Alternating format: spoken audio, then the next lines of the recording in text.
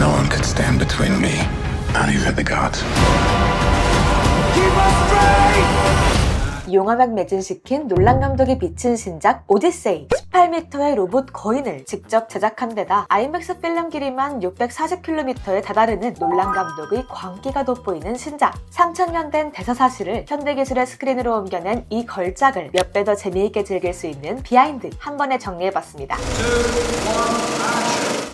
Christopher Nolan Oppenheimer. 전작 오펜하이머로 생애 첫 오스카 감독상과 작품상을 품에하는 크리스토퍼 놀란. 그 다음 그가 선택한 작품이 바로 오디세이였는데요. 커리어 정점을 찍자마자 이 작품을 선택한 이유, 20년 전으로 거슬러 올라갑니다. 메멘토, 인썸니아를 통해 할리우드의 범상치 않은 신예로 눈도장을 찍은 크리스토퍼 놀란. 이때 그는 워너브라더스의 눈에 들게 되는데요. 당시 그가 연출 제안을 받은 작품이 바로 트로이였다고 하죠. 하지만 앞서 원래 이 작품을 맡고 있었던 볼프강 페테르젠 감독이 슈퍼맨 대 배트맨 연출을 포기하며 제자리로 돌아왔고, 놀란은 트로이 대신 새로운 배트맨 시리즈 다크나이트 트릴로지의 연출을 맡게 됐습니다. 하지만 이때부터 그의 마음속엔 그리스 신화에 대한 열망이 싹트기 시작했고 늘 이 세계를 탐구해보고 싶었다 밝힌 바 있죠. 오펜하이머로 커리어의 정점을 찍은 뒤 드디어 그에게 기회가 찾아왔는데 So I'd spent time thinking about, well, how would I do that? What did I want that to be? And I came up with this idea of the horse kind of sinking into the sand, about to be destroyed by the waves. So to see it there, sort of fully realized the way I'd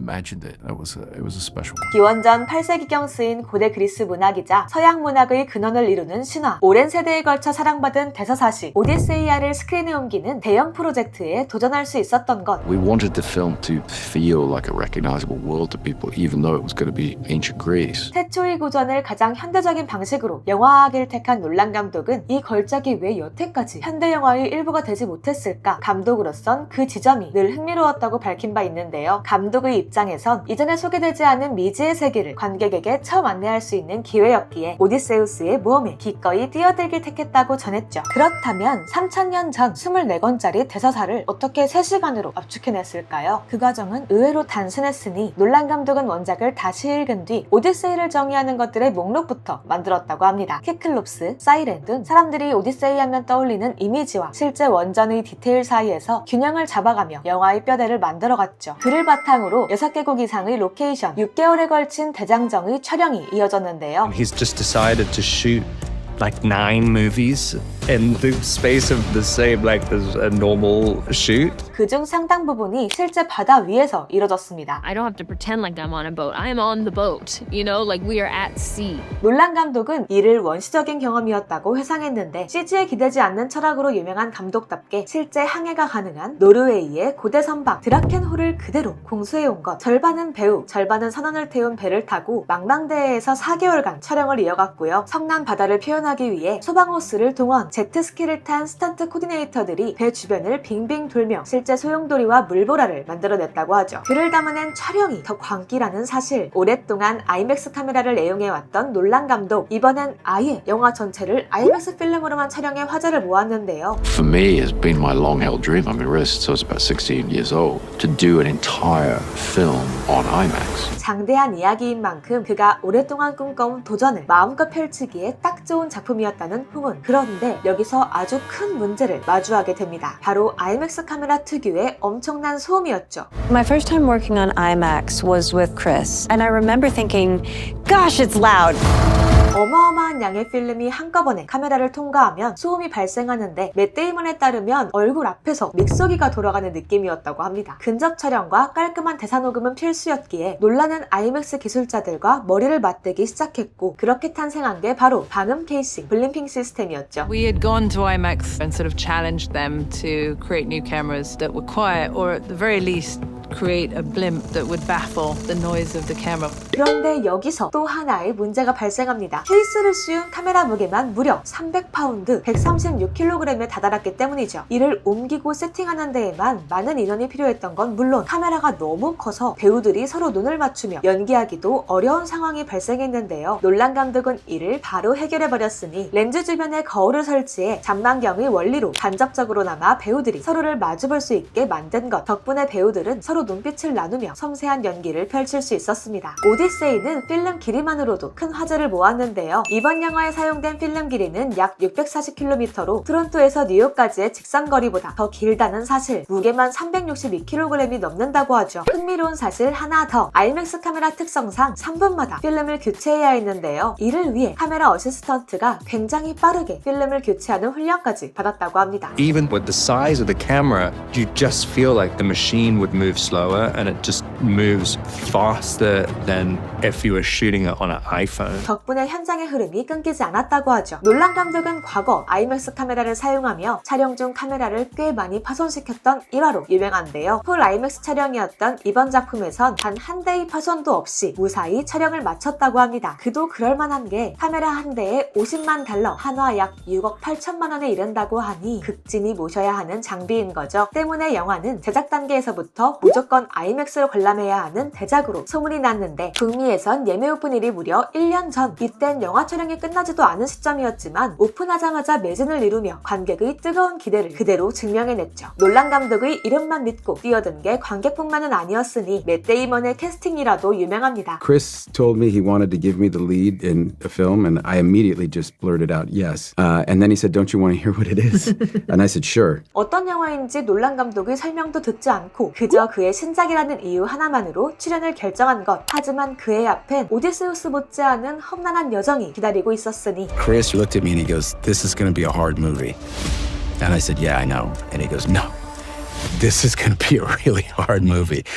And I was like, got it. 맷 데이먼은 최근 한 팟캐스트에 출연해 놀란 감독이 마루되 강해 보이는 오디세우스를 원했고 때문에 평소 몸무게에서 15kg을 감량해 촬영을 이어갔다는 비하인드를 밝혔습니다. 이에 더해 리얼함을 추구하는 감독답게 분장도 허락하지 않았다는데 바람과 바닷물을 견딜 수 있는 진짜 수염을 길러야 했고 생애 처음 이렇게 긴 수염을 길러봤다고 하죠. 페넬로페 역의 애네 서웨이, 페넬로페는 돌아오지 않는 남편을 무려 20년이나 기다린 이타카의 왕비인데요. 궁을 차지하려는 수많은 고혼자들의 압박 속에서 시아버지 라이르테스의 수위를 다 짜면 청혼을 받아들이겠다고 약속하고는 낮에는 배틀에 앉아 천을 짜고 밤엔 몰래 풀기를 반복해 오디세우스를 기다릴 시간을 벌었던 인물이죠. 그를 연기하기 위해 애네 서웨이 역시 배틀 전문가가 되어야 했는데 캘리포니아 북부의 전문가에게 수주간 고대 배틀 사용법을 배워 실제로 배를 짤 수 있게 됐다고 합니다. 이 두 배우를 촬영 현장의 히어로로 우러러본 배우가 있었으니 그들의 아들 텔레마코스를 연기한 톰 홀랜드죠. An hour of conversation before he got into like the 2-word pitch, which was the Odyssey. And then immediately I was like, I haven't read that. Like scratching my brain, like I know there's like a cyclops in it or something. 인생 최고의 촬영으로 오디세이를 꼽은 그는 맷 데이먼, 애네 서웨이와 함께한 현장에서 늘 많은 걸 배울 수 있어 이보다 더 좋은 환경은 없었다고 털어놨는데요. I have to know if Odysseus is alive. 극중 아버지를 찾기 위한 모험을 떠나는 텔레마코스, 그의 답답한 전투 실력에 혀를 내두르신 관객분들도 있었을 텐데 알고 보면 감독과 프로듀서가 직접 싸움을 너무 잘하지 말라는 특별한 지령을 내렸다는 사실. 10년차 스파이더맨 출신으로 운동신경이 남다를 그에게 텔레마코스는 아직 노련한 전사가 아니라 성장해가는 청년이라는 점을 강조하며 액션의 수위를 살짝 낮춰달라 부탁했다고 하죠. 그런데 톰 홀랜드, 어쩌면 이 작품에 출연 못할 뻔했다고요? 톰 홀랜드는 이 작품의 캐스팅 제안을 받았을 때 작은 위기를 마주했는데 The start date was like the same date. 오디세이의 촬영 일정이 브랜드 뉴 데이의 촬영 일정과 정확히 일치했던 것. 홀랜드는 바로 소니 픽처스에게 양해를 구했다는데요. 톰 홀랜드는 물론 놀란 감독의 신작을 존중한 소니 픽처스의 배려로 스파이더맨의 촬영 일정이 미뤄지며 톰 홀랜드의 텔레마코스가 탄생할 수 있었고 데스틴 다니엘 크레턴 감독이 브랜드 뉴 데이를 디벨롭할 시간 역시 충분히 주어질 수 있었다는 사실, 모두에게 해피엔딩이죠. 톰 홀랜드의 아내 젠데이아가 오디세이에 함께한다는 사실도 큰 화제를 모았습니다. 두 사람의 로맨틱한 캐스팅 썰은 이미 유명하죠. Then at my meeting with Chris, he asked me a question. He said, "Do you mind if I ask you a question? And please don't be offended by my asking." And I thought he was going to ask me, like, can we put like lifts in your shoes or something to make you taller? I didn't know what he was going to say. Would you be offended if I asked Zendaya to play Athena? I was like, why would I be offended? And then he went off to his meeting, and then when he came home, I was like, okay, like, tell me all about it. Like, how was he? What was it like? And he goes, read this again. And I was like, why? Like, I just read it. Like, we just read it last night. And he's like, read it again, but with Athena in mind. And that he got to be the one to tell me. It was so special.